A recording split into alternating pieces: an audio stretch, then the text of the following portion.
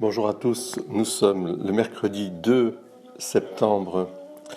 Dans l'évangile d'aujourd'hui, je voudrais insister et fêter aussi les belles-mères. Ce n'est pas souvent qu'on peut les fêter. Elles sont tellement merveilleuses, comme toutes nos mamans, bien sûr. Ce sont les belles-mères, puisque Jésus va guérir la belle-mère de Pierre. Alors, j'ai mis comme fond la grande vadrouille et Ti fortu et tout forti, parce que je pense qu'on est tous faits les uns pour les autres.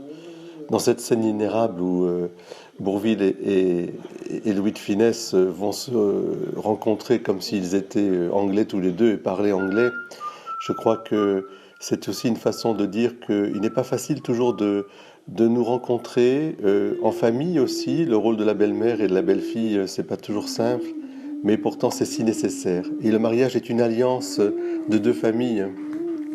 Alors il faut garder aussi un peu d'humour et voir que Pierre lui-même a demandé à Jésus de guérir sa belle-mère, ce que Jésus a fait avec beaucoup d'empressement et de joie, puisque cette belle-mère s'est mise à servir l'ensemble de ceux qui étaient là. C'est certes une petite nouvelle, au passage de rien du tout. Jésus guérit la fièvre de la belle-mère de Pierre. Mais l'Évangile nous apprend justement à ne pas mépriser ce qui semble petit et faible. Imaginez ceux qui ont écrit un évangile, ils voulaient condenser en quelques pages l'essentiel de la vie de Jésus-Christ, de cet homme qui avait changé leur vie. Et il leur a semblé que cette petite histoire était essentielle pour que l'évangile soit annoncé, pour que nous saisissions ce que Dieu nous propose pour nous faire vivre et être heureux. Eh bien, je pense que la première chose que nous apprend cet évangile, c'est de voir Jésus vivre tout simplement.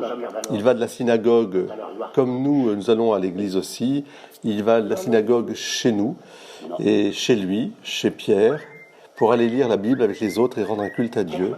Et puis ensuite, il rentre à la maison, il s'occupe des affaires sans s'occuper de la grippe de cette dame. Après tout, il ne devrait pas s'en occuper, il a le monde à sauver. Eh bien, pas du tout. Au contraire, il se met au service des réalités quotidiennes des gens. C'est pourquoi c'est très très important, à mon avis, de fêter aujourd'hui cet évangile et de nous réunir en famille. Jésus ne guérit pas la belle-mère pour qu'elle fasse la vaisselle, et ce n'est pas parce qu'il la guérit qu'elle le sert, mais parce que chacun dans cette histoire semble trouver naturel de vivre ainsi, en faisant ce que l'on peut quand l'occasion se présente. Dans cette façon de vivre de Jésus, il y a un équilibre entre la recherche de Dieu et la rencontre des autres, un équilibre entre le service donné et le service reçu. Tout cela est bien. Eh bien, nous allons terminer avec, bien sûr, une autre bande-son de la musique de la Grande Vadrouille. C'est tellement extraordinaire ce film. Et là aussi, c'est le petit quotidien, des petites choses qui nous emmènent vers la grande aventure de la vie humaine.